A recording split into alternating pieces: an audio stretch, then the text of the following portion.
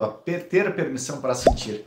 Afinal de contas, tudo aquilo que não é sentido, que não é expressado, que não é manifestado, a gente simplesmente vai acumulando, até o corpo adoecer, até de alguma maneira eu cair de cama sem saber o que está acontecendo. Então, na segunda-feira eu já trago o livro da Cristina Cairo, que traz a linguagem do corpo, para que vocês possam observar qual é o tipo de atitude, comportamento, pensamento, emoção que me faz somatizar no corpo. Na terça-feira eu venho trazendo conteúdo do Poder do Agora, do Eckhart Tolle, para que a gente possa aprender a se observar. Porque se eu não sei ser cientista de mim, não adianta nada eu aprender sobre as emoções. Eu preciso aprender a estar presente, a estar percebendo quem eu sou.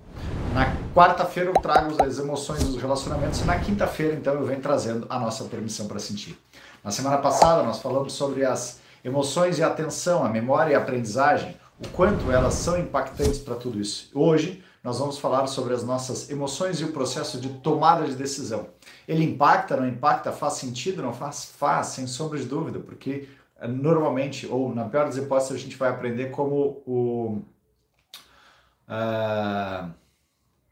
fugiu agora. Inventor da lâmpada, Thomas Edison. Thomas Edison dizia para nós, né? Não é que eu errei, eu apenas descobri como não chegar onde eu posso chegar. Então, quando a gente vai percebendo tudo isso, a gente vai percebendo também que existem infinitas maneiras da gente crescer. A questão é de que as nossas emoções, a gente simplesmente não foi ensinado por ninguém, de que elas também nos trazem um processo de crescimento, de desenvolvimento, de evolução. Então, sem mais delongas, se tu tá gostando do conteúdo, te inscreve no canal, clica no legalzinho aí para te poder curtir, para poder ajudar o canal para ele crescer também, e vamos juntos navegar um pouquinho mais, se dando cada vez mais permissão para sentir. A pergunta clássica que sempre tem nesse livro é: como está se sentindo hoje? Tu já parou para observar como é que tu está te sentindo? Como é que tu consegue parar, respirar, sentir o teu corpo, perceber, sentir para dar sentido? Afinal de contas, muitas vezes a gente simplesmente, não, eu estou bem, eu estou legal, e não faz nada disso, não para perceber como é que está o corpo. Então a gente precisa começar a resgatar esse hábito, resgatar esse padrão de parar um pouquinho e respirar. Isso é quase um mindfulness, isso é quase uma meditação, mas é pelo menos eu estar dando um espaço para eu poder estar comigo, começar a perceber quais são as atitudes, comportamentos, experiências que eu estou vivenciando a cada momento. O Antônio Damasio, neurocientista da Universidade Sul da Califórnia, dizia: o afeto não é necessário apenas para a sabedoria, também se encontra irrevogavelmente entrelaçado à tessitura de todas as decisões. Então a gente sabe muitas vezes, às vezes ter uma decisão intelectual, mas eu preciso daquele aspecto emocional, ele faz a diferença. Existem estudos, inclusive, que mostram de empresários que haviam estatísticas que diriam que aquela empresa não deveria ser comprada, mas eles tinham um feeling, tinham uma sensação, uma emoção, um sentimento de que aquilo ali faria sentido. E eles fizeram acontecer e realmente deu sucesso. Então você já tomou uma decisão ruim? Já seguiu o seu instinto e quando tudo deu errado, levantou a mão na testa e disse: que burrice! Nossa, ou o que você estava pensando? Foi um lapso mental ou talvez uma falta de raciocínio? Ao olhar a retrospectiva, é fácil discernir que você não conseguiu levar em conta naquele momento. Vamos esperar que você tenha aprendido a lição. Um desejo bem sensato, mas qual seria a lição? Quantas vezes a gente diz, qual é a lição? E a lição, existem duas lições nisso daqui. Existe uma lição lógica, onde eu preciso observar então qual foi a atitude, o comportamento que me levou àquela decisão. E existe uma decisão emocional, onde eu simplesmente não entro, que burrice. Não, não é uma questão de burrice. Eu descobri como não chegar onde eu posso chegar. Eu preciso ter permissão para sentir, eu preciso ter permissão para errar, para que eu possa compreender de que aquele aspecto ali apenas me levou a uma construção. De que algumas vezes, qual foi a atitude, o aspecto emocional que estava me convidando para chegar a essa decisão. Quando eu começo a perceber, uau, eu estava ali, estava engolfado, estava no afã, né, aquele friozinho na barriga quando a gente vai pedir uma namorada, namoro, ou quando vai terminar também, às vezes são situações de que às vezes a gente não sabe lidar e precisa resolver. Da mesma maneira como sobe a raiva quando a gente está sendo contrariado, ou que a gente quer reagir instintivamente ou fugindo, então eu preciso perceber cada vez mais esse conjunto de atitudes, comportamentos e emoções, para que eu possa, então, cada vez mais ter uma maturidade emocional e não ver que é simplesmente uma decisão burra de que eu estava tomando, e sim que ela tinha um conjunto de outras influências, outros fatores que, de alguma maneira, estavam me conduzindo àquela situação. Acreditamos que a nossa capacidade de raciocinar e de pensar, de formar raciocínio, é o nosso maior poder mental, sendo mais relevante que o nosso lado emocional desordenado. No entanto, trata-se apenas de uma trapaça do nosso cérebro. Na verdade, as nossas emoções exercem uma enorme influência, embora em geral inconsciente, sobre o modo como a nossa mente funciona. Esse fato fica evidente quando se trata de um processo de tomada de decisões. Aí a gente começa então a perceber. Algumas vezes a gente sabe que tem todo aquele conteúdo na cabeça, mas chega lá na prova e simplesmente não consegue cumprir a prova. Por quê? Porque dá um nervoso, né? Prova de direção, muitas vezes acontece que a pessoa vai lá, vai fazer a prova de direção, ela fez todo o treino, fez tudo direitinho e falha em algum aspecto, porque havia algo no emocional que fez ela. Provas olímpicas, provas de competições e tudo mais. Às vezes aquele simples fato de a pessoa se desconectar num simples momento faz com que ela perca todo o longo período de treinamento. Por quê? Por um abalo emocional.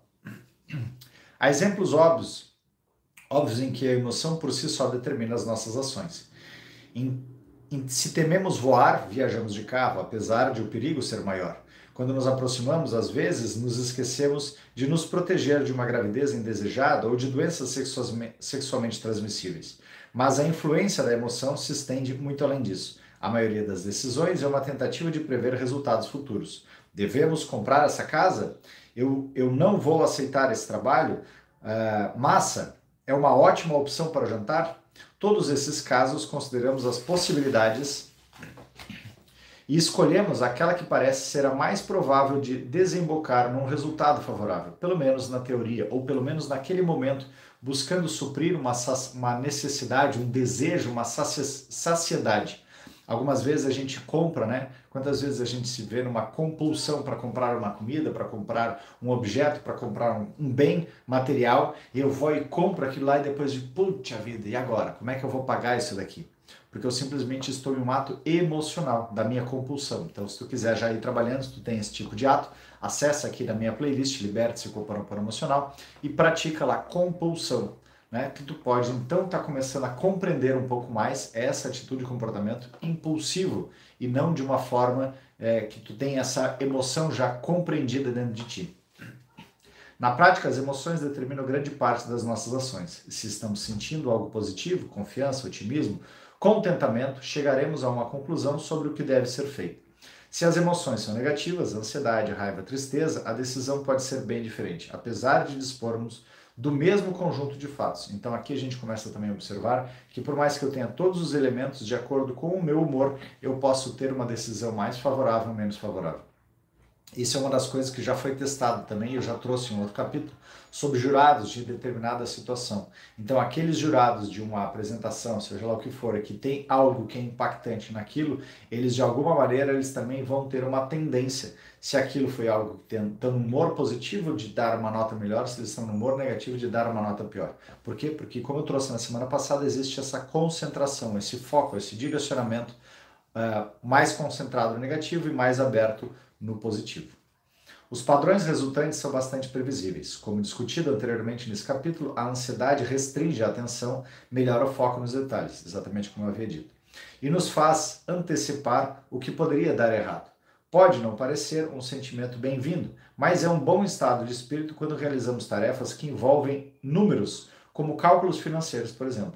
No momento de decidir fazer ou não fazer um investimento, uma compra importante, um estado de espírito otimista pode nos levar a minimizar o risco de realizar algo que trará arrependimento. Emoções negativas nos fazem pensar os fatos de cuidado e errar pelo excesso de cautela. Aqui eu trago um exemplo pessoal, onde exatamente nesse aspecto, nesse ímpeto, eu como tenho TDAH, transtorno de déficit de atenção e hiperatividade, algumas vezes eu tinha um ímpeto emocional de querer fazer um investimento de algo. E chegava depois, mais tarde, eu entrava no arrependimento. A partir dessa situação, eu descobri uma técnica onde eu simplesmente preciso primeiro dormir a situação. Para quê? Para que eu possa deixar o meu corpo passar aquela homeostase, aquela emoção toda, depois eu poder refletir com mais sensatez, avaliar realmente tudo aquilo e ver, vou ter condições ou não vou ter condições? Vai ser benigno ou não vai ser benigno? O que eu realmente vou usar isso daqui? Eu preciso desse item que eu estou sentindo tão tentado a adquirir ou não? E aí nessa situação, uma vez eu fui sorteado a passar um dia, um day use, em um conjunto, né? um hotel que tinha tudo liberado, all inclusive. E aí fui lá, passei o dia inteiro naquele hotel, eu, minha esposa, meus filhos, e depois, ao final do dia, vinha a proposta, né? Sempre vem a proposta. Eles chegavam ali para mim e disseram, nossa, agora, e aí, você gostou? Foi bom demais? O que você pôde aproveitar? Perguntando, buscando realmente saber o quanto eu havia gostado de tudo aquilo lá. E aí, nessa situação, eu disse, então, quem sabe mais, agora nós temos uma oferta imperdível, já que você passou e já sabe como é bom, nós gostaríamos agora de que você, então, fechasse um pacote de poder usufruir desse sistema que nós temos, e não só desse nosso local aqui, como de outros lugares e tudo mais. Disse, que legal. E aí disse, nós temos uma proposta única aqui com 25% de desconto. E dava um valor significativo ali. Eu disse, ok, mas eu agradeço, né? Eu vou levar para casa, eu não tenho o hábito de tomar decisão sem eu primeiro dormir com a ideia. Eu preciso primeiro dormir com a ideia, e amanhã eu posso te dar a resposta. Não pode. Essa resposta tem que ser hoje, mas com licença, eu vou falar com o meu gerente. Aí foi lá, falou com o gerente, voltou. Eu consegui um desconto maior, mas só para você hoje aqui, dando aquela ideia de exclusividade, de atenção e tudo mais, eu consegui 30% de desconto. Vamos fechar? Podemos fechar agora? Eu disse, ótimo, super agradeço mais uma vez, agradeço a atenção, agradeço o dia e tudo mais, mas eu não vou fugir a esse meu hábito. Eu realmente hoje eu preciso dormir essa ideia para que eu possa confabular, para que eu possa olhar com os meus pares aqui, com a minha família, para eles verem se realmente fez sentido para eles, para que eu possa dormir, a ideia é colocar no meu fluxo de caixa e ver se realmente vai valer a pena ou não. Aí ele disse, não, mas só mais um minutinho. Foi lá e voltou, conseguiu mais algum desconto, mais algum outro benefício. Eu disse, reitero a minha posição. Ele disse, nossa, mas nós investimos em você já e você vai nos deixar nesse prejuízo? Eu digo, não, vocês me ofereceram algo de uma maneira para eu degustar, um day use. Eu não cobrei nada de vocês, vocês vieram a mim, vocês me ofereceram. Então isso também é outro aspecto que a gente só consegue fazer a partir do momento que a gente tem uma maturidade emocional, de que a gente tem uma percepção. Eu estou recebendo, o universo está me bonificando com uma situação. Ok, então tá ali, tem algum custo, tem alguma taxa, te devolvo? Não me deve nada. Então tá, então vou usufruir desse day use. Agora, em nenhum momento me foi dito que eu teria que utilizar para ser e somente se adquirir. Então ali ele vem de novo, né? Nessa forma de impulsionar ou de pressionar a pessoa para que ela tenha que se sentir comprometida, se sentir na obrigação de poder fazer algo. E eu disse não. Aí, infelizmente, o vendedor ficou bastante chateado, saiu de perto, eu fui embora e acabei vendo o meu fluxo de caixa para o tipo de uso que nós tínhamos, aquele investimento não faria sentido, seria apenas um investimento emocional. Então, para que a gente possa observar, né, quantas vezes a gente é levado, está numa feira, está numa loja, está numa situação de impulso, e todo mundo dizendo, vamos lá, duvido, para, respira, realmente tu precisa fazer isso, tu precisa provar algo para alguém dessa forma, nesse nível, ou tu pode saber quem tu realmente és. À medida que tu vai compreendendo as tuas emoções, tu não precisa provar nada para ninguém. Nossa, mas tu vai ser o fulano de tal, o mariquinha, não sei o que. Ok, pode ser que sim, pode ser que não, mas eu não preciso ficar me abalando por esse tipo de situação. Vamos lá, vamos em frente. Emoções positivas, por outro lado, elas preenchem com a sensação de que a vida está seguindo o rumo desejado. Se nos sentimos fortes, exuberantes, enérgicos, ficamos mais propensos a basear nossas decisões em heurísticas, nossa intuição, do que no raciocínio cuidadoso. É uma perspectiva útil quando planejamos uma festa de aniversário ou quando alguém precisa de um apoio moral, mas talvez não seja tão conveniente quando preenchemos uma declaração de imposto de renda ou quando a gente está recebendo uma oferta como essa que eu mencionei, que de repente depois ela poderia impactar negativamente no fluxo de caixa. E aí eu vou estar me sentindo endividado com algo que não teria que procurar ainda alguém que pudesse ter interesse em adquirir ou não.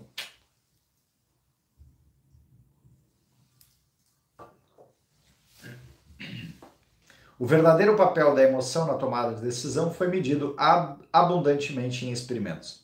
Os pesquisadores induzem determinado estado de espírito nos participantes, aqui que eu havia mencionado antes, ao fazer com que leiam ou assistam algo feliz ou triste, por exemplo, e em seguida pedem que eles tomem decisões. No estudo, os indivíduos eram acomodados em salas confortáveis ou desconfortáveis. Depois eram perguntados sobre o grau de satisfação com a vida.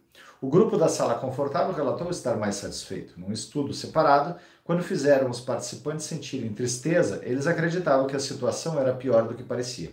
Além disso, num estudo sobre a admissão à faculdade, de medicina, descobriu-se que era mais provável que os candidatos fossem aprovados em dias ensolarados do que quando chovia. Sim, as decisões da banca examinadora foram influenciadas pelo tempo. Percebam o quanto o nosso meio afeta inclusive as nossas decisões. Num experimento que conduzimos em Yale, os professores foram divididos em 2 grupos. Um deles foi instruído a lembrar e a escrever sobre as experiências positivas de sala de aula, enquanto o outro foi designado a recordar uma memória negativa. Em seguida, pedia-se a todos que dessem uma nota ao mesmo trabalho feito pelo aluno de ensino médio. O grupo do estado de espírito positivo avaliou a tarefa com um ponto a mais do que o grupo de negatividade. Quando perguntamos aos professores se acreditavam que o humor afetava a avaliação do trabalho, 87% deles disseram que não. Mas na prática a gente pode ver que sim. Julgamentos que implicam um maior grau de subjetividade com a avaliação de uma redação ou de um texto literário, em geral, sofrem um risco mais elevado de serem submetidos ao viés emocional, se comparados com julgamentos mais objetivos, como a correção de uma prova de matemática. E aí a gente precisa perceber qual era o ânimo daquela pessoa que estava buscando a correção. E às vezes a gente entende, né, os estudantes no vestibular, quando vão buscar, meu Deus do céu, tomara que eu pegue uma pessoa que esteja no bom humor para avaliar a minha prova de redação, porque se pegar no mau humor, tá lascado. E é a mais pura verdade, né? Nossos sentimentos podem permanecer muito além do momento que os inspiram, influenciando assim o comportamento subsequente sem que percebamos. A isso damos o nome de viés de humor incidental. Por exemplo, se você discutir com seus filhos no café da manhã e ainda estiver com raiva ao sair para o trabalho, pode dirigir com mais agressividade do que o habitual e tomar decisões arriscadas. Quando nos lembramos de momentos felizes do passado, ficamos mais propensos a tomar decisões baseadas no otimismo e na confiança. Se nos lembramos de coisas negativas, nos sentiremos céticos, pessimistas e tomaremos decisões difíceis. Por isso que eu trago sempre nas lives de manhã, lá no TikTok, às 7h29 da manhã, de segunda a sexta-feira, eu trago algumas vezes o exemplo esse, de que se tu saiu de casa, tu foi lá e tu bateu com o pé na quina da porta, e aí doeu o dedinho, aquilo ali te gerou uma raiva, se tu não parou para sentir aquela raiva, ela já vai se acumular, daí depois tu já criou a ótica, o viés de percepção da raiva, tu vai abrir o teu carro, vai pegar o ônibus, vai começar a ter uma série de fatores consecutivos que tu vai ficar sempre enxergando o problema. E aí, de repente, tu vai para o trabalho, e aí no trabalho tu também não vai ter o ânimo. Então, cada vez que vocês se depararem com uma situação de uma emoção, seja ela positiva, seja ela negativa, nos seus extremos, para e sente ela. A alegria também, eu vou lá, sinto toda aquela alegria, comemoro, sinto euforia, volto para a minha normalidade, senão eu vou passar a não perceber detalhes importantes que eu preciso.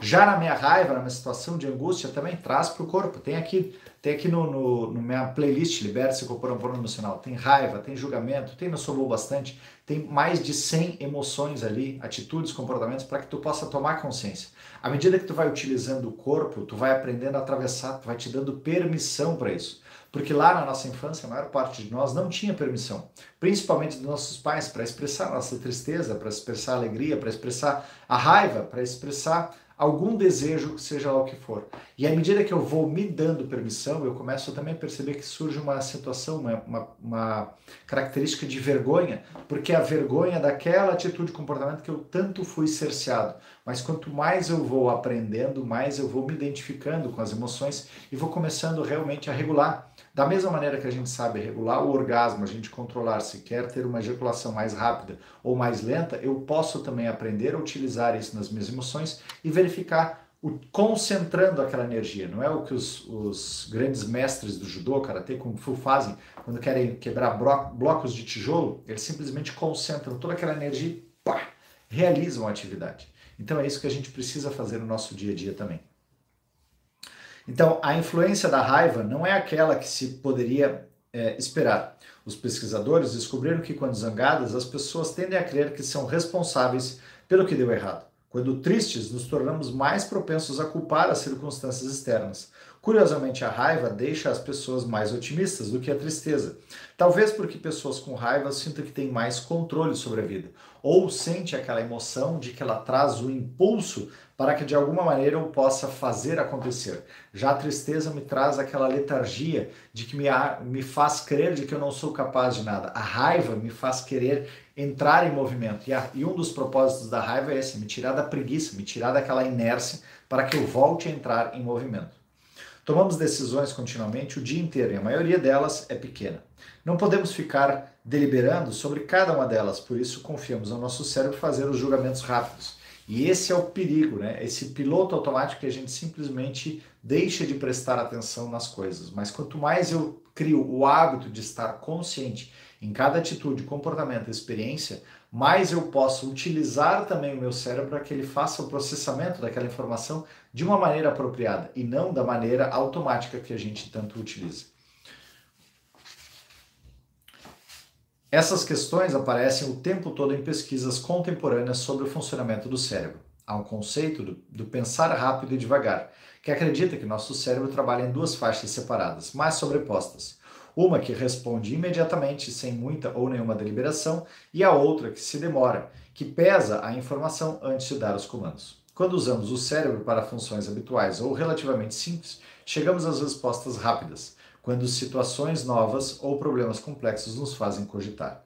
Essas decisões rápidas são particularmente suscetíveis ao nosso humor e a esses vieses inconscientes, em especial quando informações adicionais não são disponíveis. Com frequência tomamos decisões com um mínimo de pensamento consciente. Então, por isso que é tão importante, eu venho batendo nessa tecla e te convido a assistir o conteúdo que eu venho trazendo na terça-feira do Poder do Agora, para que tu possa também aprender a estar no agora. Quanto mais a gente vai aprendendo a estar no agora, estar em identificação com quem eu sou, com a minha atitude, com o meu comportamento, mais eu posso criar condições de crescer e de evoluir. Se você quiser participar, se mora em Porto Alegre região, nós já fizemos uma jornada, vamos fazer mais uma em breve aqui em Porto Alegre, já tem uma outra marcada para 28 de outubro na Serra Gaúcha, uma cidade chamada Santa Teresa. Infelizmente hoje ela está passando por uma enchente bem grande lá, mas nós vamos levar bastante energia e bastante presença para essa cidade se reerguer mais um pouquinho. Então, com isso, não se pretende dizer que a emoção por si nubla o nosso julgamento. De fato, com maior consciência emocional, o oposto pode ser verdade.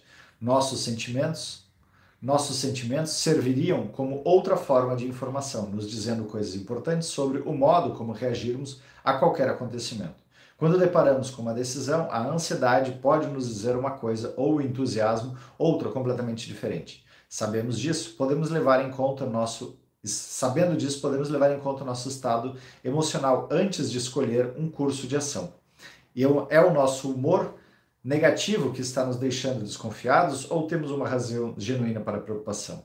Nossa confiança é resultado do bom humor ou decorre de uma decisão acertada? Então, quanto mais a gente vai refletindo sobre essas questões, quanto mais a gente vai percebendo o nosso tipo de humor e tomando consciência, se às vezes tu não puder sentir aquela emoção, anota no caderninho, mas cria depois um espaço e um momento seguro para ti, para que tu possa pedir. Simplesmente volta e pede pro corpo como é que é sentir tal emoção, como é que é sentir a raiva. Eu senti muita raiva antes. Expressa a tua raiva, manifesta a tua raiva. Até depois de te sentir exaurido, até depois tu te sentir, tu precisa pelo menos 90 segundos. 90 segundos que tu expressa aquela emoção com consciência, com observação, tu pode realmente começar a aprender com todas essas tuas atitudes, comportamentos e aprender depois a regular as tuas emoções. Na semana que vem nós vamos estar falando sobre emoções e relacionamentos. Obrigado por mais uma vez. Se tu está gostando do conteúdo, curte, comenta, compartilha para que a gente possa continuar juntos nessa jornada, dando permissão para sentir a você mesmo, dando permissão a sentir as suas emoções, atitudes, comportamentos, tomando cada vez mais consciência para que a gente possa evoluir juntos, buscando expandir a consciência, a nossa, desse grande ambiente coletivo. Obrigado pelo carinho, obrigado pela atenção, obrigado pela presença, obrigado pelos comentários, obrigado pelas curtidas, obrigado por estarmos juntos nessa grande caminhada. Beijos e abraços, até a próxima. Tchau, tchau.